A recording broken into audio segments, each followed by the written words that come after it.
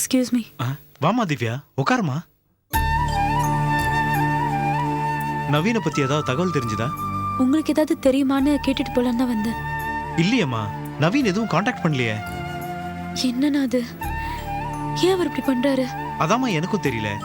FM ரேடியோல அந்த program அவன் ரெகுலரா கேட்கறவன் தான். நீ எஃப்எம் ரேடியோல பேசி அவன் வரலன்னா அதுக்கு என்ன காரணம்னு எனக்கு தெரியலமா. இப்போ என்ன நான் பண்றது?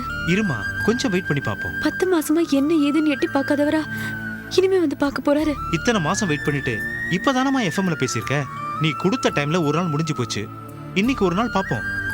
அதுக்கான பலன் கிடைக்காமையா போயிட போகுது. இன்னைக்கு ஈவினிங் 4 o'clock வரைக்கும் நான் வெயிட் பண்றேன். அதுக்கு மேல நான் கிளம்புறேன். தர்ம சங்கடமான நிலைமை. எனக்கு என்ன சொல்றதுன்னே தெரியலம்மா. எப்படி எல்லாம் பழகுனீங்க? ஆபீஸ்ல எல்லாருமே நீங்க 2 பேரும் கல்யாணம் பண்ணிக்கிறீங்கன்னு நினைச்சாங்க. கடைசியில இப்படி ஒருத்தர் பார்க்க முடியாத நிலைமை ஆயிடுச்சம்மா. கண்டிப்பா நவீன் உன்னை ஏமாத்தணுங்கிற எண்ணத்துல இப்படி வராம இருக்க மாட்டாமா. அது எனக்கும் நல்லா தெரியும். ஆனா நவீன் ஏன் இப்படி பண்றாருன்னே தெரியலையே. கடைசியா அவங்க அம்மா என் ஜாதகத்தை கேட்டாங்கன்னு எடுத்துட்டு போனவர் தான். என்ன ஆச்சு, எங்க போனார்னு எதுவுமே தெரியல. இதுக்கு மேல நான் இங்க இருந்தேன்னா பைத்தியம் பிடிச்சு செத்துருவேன். அதான் நான் எங்க ஊருக்கே போயிடலான்னு இருக்கேன். நானும் எப்படியோ ட்ரை பண்ணி பார்த்தம்மா. அவன் வீட்டு அட்ரஸ், ஃபோன் நம்பர் எதுவுமே கண்டுபிடிக்க முடியல. ஆனா எனக்கு நம்பிக்கை இருக்குன்னா, எனக்கு அது ஒரு நாள் அவர் நிச்சயம் திரும்பி வருவாருங்கிற நம்பிக்கை இருக்கு. அப்படி திரும்பி வந்தா சந்தோஷம்தான். ஆனா 2 வருஷமா ரொம்ப டீப்பா லவ் பண்ணிட்டு இருந்தவன் இப்ப திடீர்னு 10 மாசமா எந்த கான்டாக்டும் வச்சுக்கலன்னு சொன்னா அவனை பத்தி என்ன சொல்றதுன்னே தெரியலமா. நீ ரொம்ப நல்ல பொண்ணு. என்னைக்காவது நவீன் திரும்பி வந்துருவானு நினைச்சுக்கிட்டு உன் வாழ்க்கையை தொலைச்சிடுவியோன்னு பயமா இருக்குமா. திவ்யா, நான் உன்னை சொல்லட்டுமா? என்னன்னா? இல்ல வேண்டாம், விடுமா. பரவாயில்ல, சொல்லுங்க. இல்ல, இதை இவ்வளவு சீரியஸா நீ எடுத்துக்கிட்டா உன் வாழ்க்கையை ரொம்ப சீரியஸா போயிடுமா. சில விஷயங்களை கேஷுவலா எடுத்துக்க பழக்கணும் திவ்யா. முடியாதுதான், கஷ்டம்தான். ஆனா அப்படி கேஷுவலா எடுத்துக்கலன்னா வாழ்க்கையே நரகமாயிடுமா. கேஷுவலா மறுக்கிற அளவுக்கு நாங்க 2 பேரும் பழகலையேனா? இப்ப அவர் வராம இருக்கிறது என்னால எப்படி ஏத்துக்க முடியும்? அவர் என்ன மறந்துட்டாருனா, என்ன ஏமாத்திட்டாருனா, நவீன் என்ன ஏமாத்தினாரு தெரிஞ்சா, என் காதல் செத்து போச்சுன்னு தெரிஞ்சா, அடுத்த நிமிஷமே நான் உயிரோட இருக்க மாட்டேன்னா. ஆனா அவர் வருவாருங்கிற நம்பிக்கை எனக்கு இருக்கு. அந்த நம்பிக்கையில தான் நான் ஊருக்கு கிளம்புறேன். திவ்யா, உனக்கு எப்படி ஆறுதல் சொல்றதுன்னே தெரியலமா. போயிட்டு வரேன்னா என்ன உங்க சொந்த தங்கச்சி மாதிரி கவனிச்சுக்கிட்டீங்க. அதனால்தான் கடைசியா உங்ககிட்ட போயிட்டு வரேன்னு சொல்ல வந்தேன். நான் வரேன்.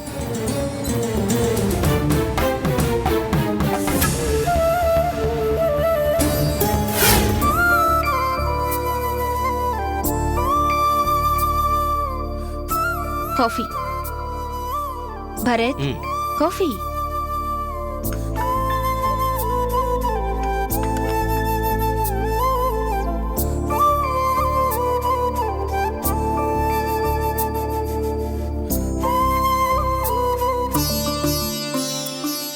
என்னாச்சு? ஒண்ணும் இல்ல. இல்ல, ஒரு மாதிரியா தான் இருக்கீங்க. Any confusion? இல்ல, எனக்கு விசா கிடைச்சிருச்சு. 28ஆம் தேதி சவுதி கிளம்பணும். ரியலி? கங்க்ராட்ஸ் பரத். ஆனா எனக்கு மனசே சரியில்லை. நீ கன்சீவா இருக்கிற இந்த நேரத்துல, அதுவும் லக்ஷ்மண டார்ச்சர் பண்ற இந்த நேரத்துல உன்னை விட்டுட்டு போறதுக்கு எனக்கு மனசே இல்லை. அதெல்லாம் பார்த்தா முடியுமா? எப்படியும் 2-3 மாசத்துல எனக்கும் விசா கிடைச்சிட்டு போகுது. கிடைச்சிட்டா நானும் வந்துட போறேன். இல்லனா உனக்கு விசா வந்தப்பறம் 2 பேரும் சேர்ந்தே போலாமே. அது வரைக்கும் உங்க ஜாப் உங்களுக்காக அங்கேயே காத்துட்டு இருக்குமா? இங்க பாருங்க, இந்த மாதிரி சின்ன சின்ன விஷயங்களுக்கெல்லாம் இப்படி ஒரு வாய்ப்பை நம்ம விட்டுட கூடாது. சவுதியில ஒரு ஜாப் கிடைச்சிருக்கு, உடனே விசாவும் கிடைச்சிருக்கு. எதுக்காக நம்ம மிஸ் பண்ணோம்? என்ன பத்தி நீங்க யோசிச்சு கவலைப்படாதீங்க. நான் என்ன லக்ஷ்மியை இன்னைக்கு நேத்தா பாக்குறேன். அவளை எப்படி டேக்கிள் பண்ணணும்னு எனக்கு நல்லா தெரியும். இதெல்லாம் யோசிச்சு நீங்க கவலையப்படாதீங்க.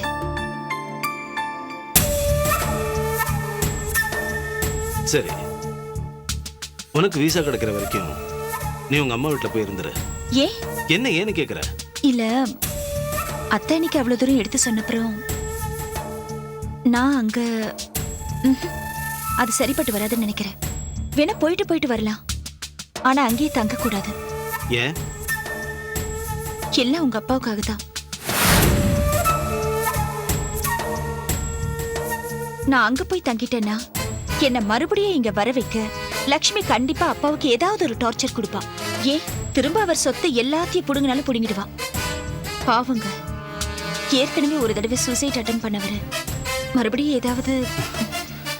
எங்க அப்பாவுக்காக நீ இவ்வளவு தூரம் நினைக்கிற, ஆனா எங்க அப்பா லக்ஷ்மியோட பேச்சை கேட்டு உன்னை டார்ச்சர் பண்ணிட்டு இருக்க போறாரு. பண்ணிட்டு போட்டோம், இன்னும் கொஞ்ச நாள் தானங்க.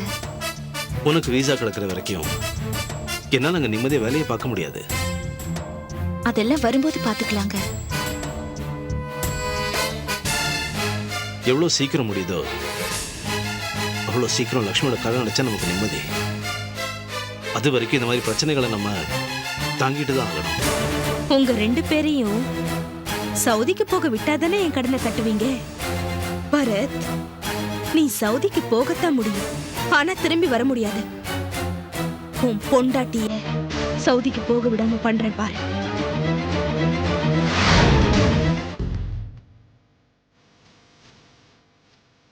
நவீன், நவீன், என்னம்மா? உன் ஃப்ரெண்டு சந்துரு ஃபோன் பண்ணியிருக்கான், வந்து பேசு.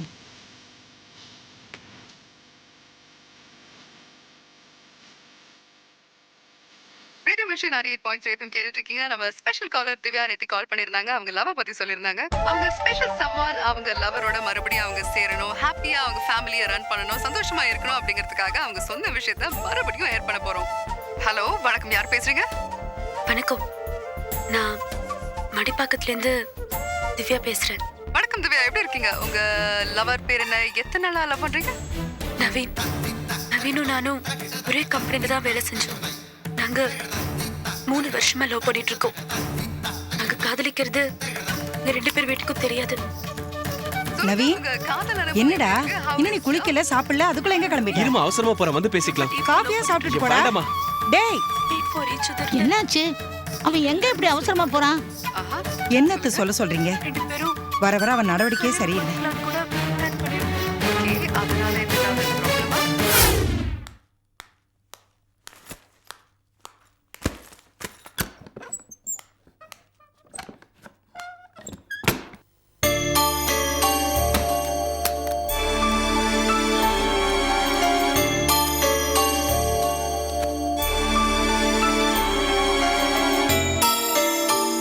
அம்மா, இந்தாங்க சாவி, நான் ஊருக்கு கிளம்புறேன். பெத்த பொண்ணு மாதிரி இவ்வளவு நாளா கூடவே இருந்துட்டு இன்னைக்கு திடீர்னு கிளம்புறேங்கிறியம்மா. வேண்டாமா, நான் இனிமே இங்க இருக்கிறதுல எந்த பிரயோஜனமும் இல்லை. நான் கிளம்புறேன். பெத்த அம்மா இருந்திருந்தா கூட என்னை இந்த அளவுக்கு பார்த்துட்டு இருந்திருப்பாங்களான்னு தெரியல. ஒரு பேயிங் கெஸ்டா இருந்த என்ன ரொம்ப நல்லா கவனிச்சுக்கிட்டீங்க. உங்களெல்லாம் விட்டு பிரியறதுக்கு எனக்கும் மனசு இல்லை. ஆனா வேற வழி எனக்கு தெரியலம்மா. நான் கிளம்புறேன். நான் ஊருக்கு போனதும் உங்களுக்கு ஃபோன் பண்றேன். வரேம்மா. சரிம்மா, பார்த்து பத்திரமா போயிட்டு வாமா. ம்.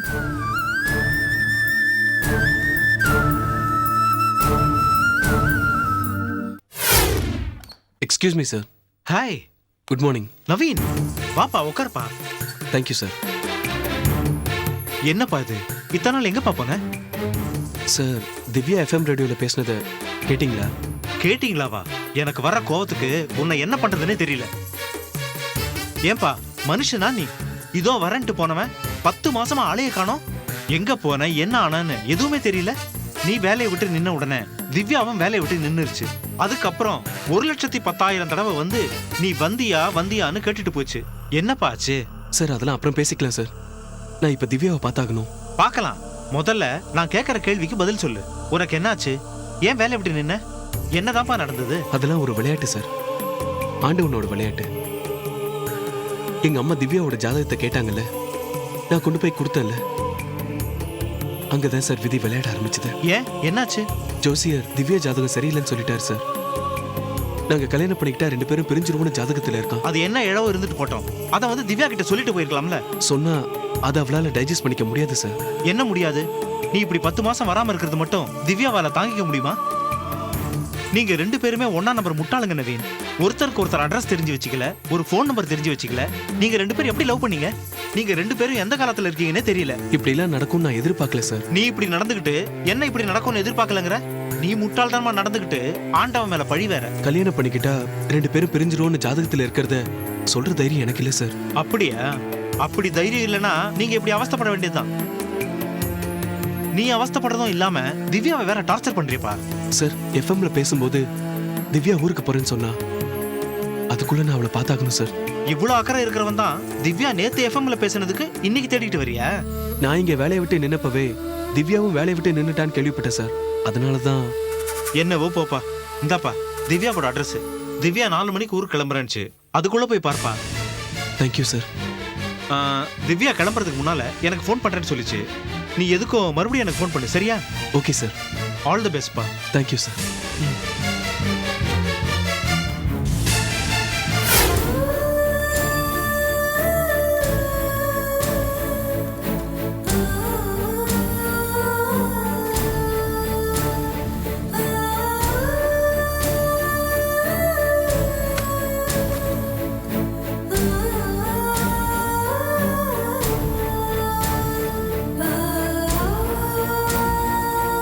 மேடம், திவ்யா இருக்காங்களா? யார் தம்பி நீ? நவீன். திவ்யாக்கு தெரியும். அவ இப்பதான் வீட்டை காலி பண்ணிட்டு ஊருக்கு போறேன்னு போயிட்டா. காலி பண்ணிட்டாளா? ஊருக்கு போறேன்னு சொன்னாளா? ஆமா, எப்போ போனா? இப்பதான் தம்பி போனா. சரிங்க, தேங்க்ஸ்.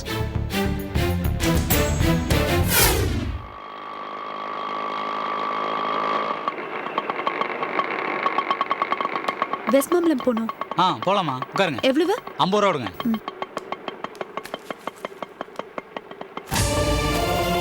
திவ்யா, திவ்யா, திவ்யா.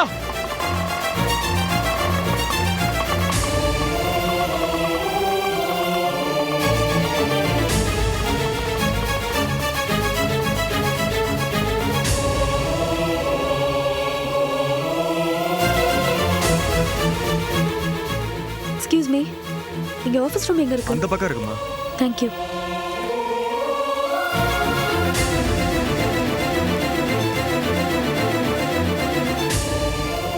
சேலம் பஸ் வந்துருச்சா? வண்டி ஷெட்டுக்கு போயிருக்கு, இன்னொரு 1/2 அன் ஹவர்ல வந்துரும். நீங்க டிக்கெட் வாங்கிட்டீங்களா? வாங்கியாச்சு. அப்படி வெயிட் பண்ணுங்க.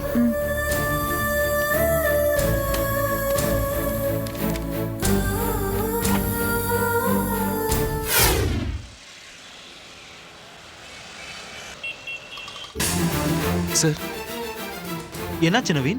திவ்யாவை நான் பார்த்தேன் சார். சார், அவளை தேடி நான் வீட்டுக்கு போனேன். திவ்யா இப்பதான் கிளம்பி போனான்னு சொன்னாங்க. வேகமா போய் பார்த்தேன். திவ்யா ஒரு ஆட்டோல ஏறிக்கிட்டு இருந்தா. நான் கத்தி கத்தி கூப்பிட்டேன். அதுக்குள்ள அவ ஆட்டோல ஏறி போயிட்டா சார். அட என்னப்பா, டக்குன்னு நீ ஒரு ஆட்டோ பிடிச்சோ இல்ல யார்கிட்ட லிஃப்ட் கிஃப்ட் கேட்டு போயோ பிடிச்சிருக்க வேண்டியதானே? அட என்னப்பா நீ இப்படி துப்பு கட்டவனா இருந்தா எப்படி பிழைக்க போற? சார், நான் பஸ் ஸ்டாண்டுக்கு போய் தேடி பார்த்துட்டு தான் சார் வரேன். எப்படியாவது திவ்யா கிளம்புறதுக்கு முன்னால பிடிச்சிருவேன். 2 பேரும் ஒன்னா சேர்ந்துடுவீங்கன்னு நினைச்சேன். இப்படி கேர்லெஸ்ஸா கோட்டை விட்டு வந்து நிக்கிறியப்பா. ஒரு நிமிஷம் சார்.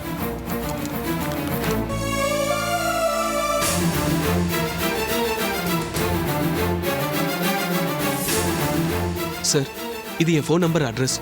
திவ்யா பஸ் ஏறதுக்கு முன்னாடி உங்களுக்கு ஃபோன் பண்றேன்னு சொன்னால, ஃபோன் பண்ணானா இந்த ஃபோன் நம்பரையும் அட்ரஸையும் கொடுத்துருங்க சார். இதுதான் தும்ப விட்டுட்டு வாழை பிடிக்கிறதுங்கிறது.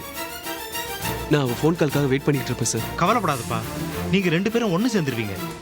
திவ்யா உனக்காக ஏங்குறா, நீ அவளுக்காக ஏங்குற. அப்படி இருக்கும்போது உங்களை யாராலையும் பிரிக்க முடியாது. தைரியமா போயிட்டு வா. Thank you sir.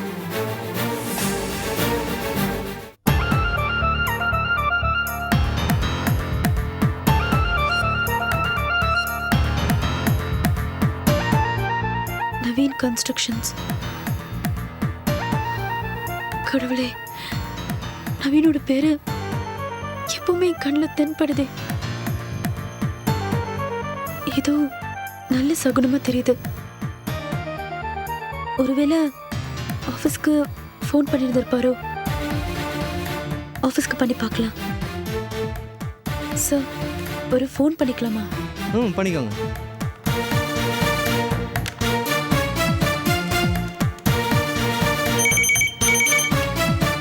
ஹலோ, வேணுண்ணா, நான் திவ்யா பேசுறேன். என்னம்மா எங்கிருந்து பேசுற? பஸ் ஸ்டாண்ட்ல இருந்தா பேசுறேன். நவீன் வந்தானா இல்லையா? இல்லம்மா, நவீன் இங்க வந்திருந்தானே. என்னண்ணா சொல்றீங்க? நவீன் அங்க வந்தாரா? Thank God. என்னவோ என் மனசுக்கு நவீன் அங்க வருவார்னு தோணுச்சு, அதான் ஃபோன் பண்ணேன். சரி, நவீன் அங்க வந்தானா இல்லையா? இல்லையண்ணா. சரி, ஒன்றும் பிரச்சனை இல்லை. அவன் வீட்டு ஃபோன் நம்பரை கொடுத்துருக்கான், நீயே அவன்கிட்ட பேசு. கொடுங்க. 4236 5112.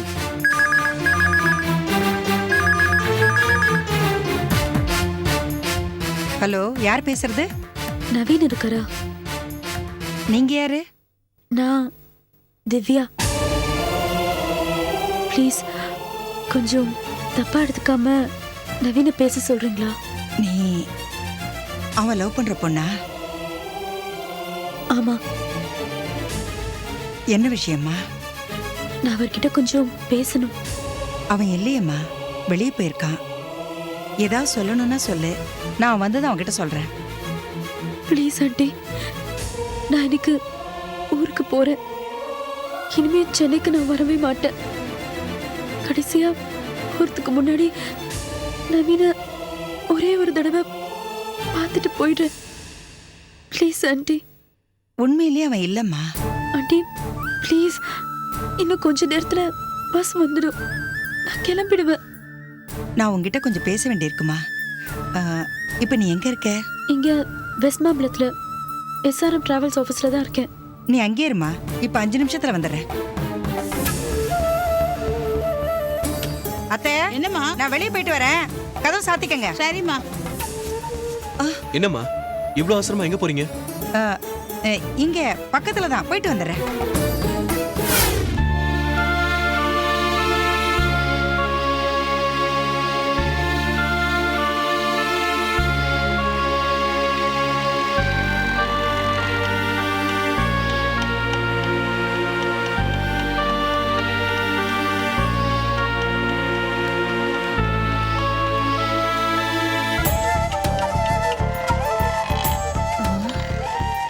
எங்க அவளை காணோம்?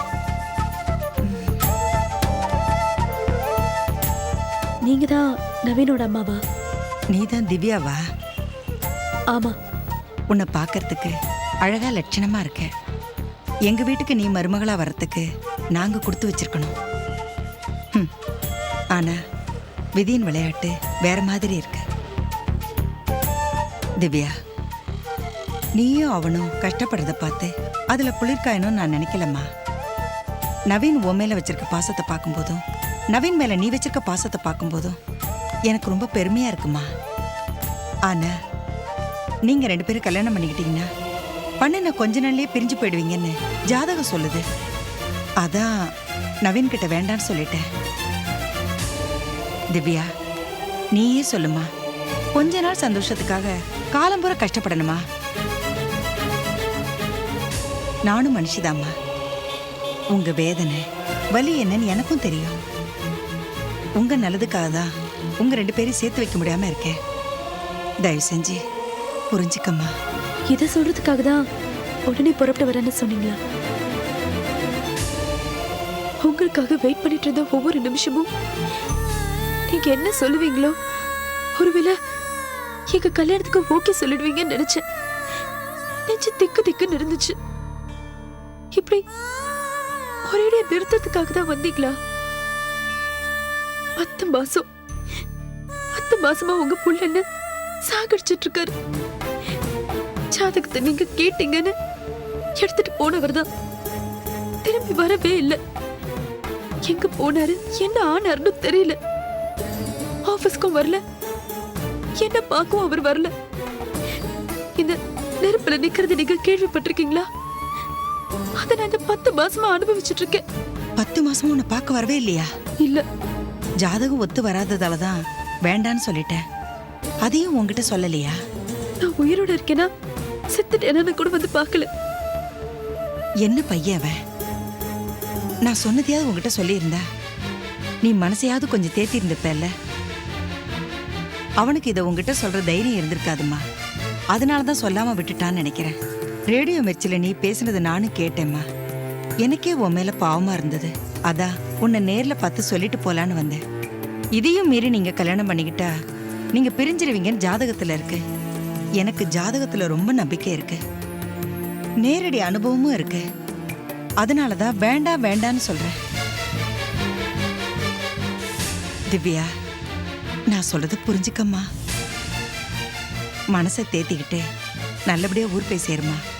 ஒரு நல்ல பையனா பார்த்து கல்யாணம் பண்ணிக்க, சந்தோஷமா இரு. இத சொல்லிட்டு போகத்தான் நான் வந்தேன். நீங்க இங்க வந்தது நவீனுக்கு தெரியுமா? ஏன்? அவன் அடுத்த வாரம் சவுதி போறாமா. 10 மாசம் அவன் உன்னை பார்க்காம இருந்ததாவே இருக்கட்டும். இந்த நேரத்துல அவன் உன்னை பார்த்தான்னா போகாம இருந்துருவான்.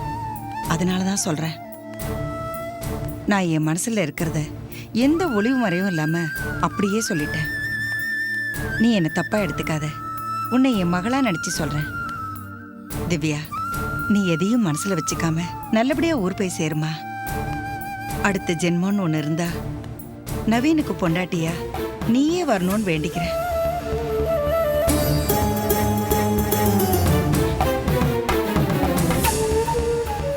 திவ்யா, தைரியமா இருமா. நான் வரேன்.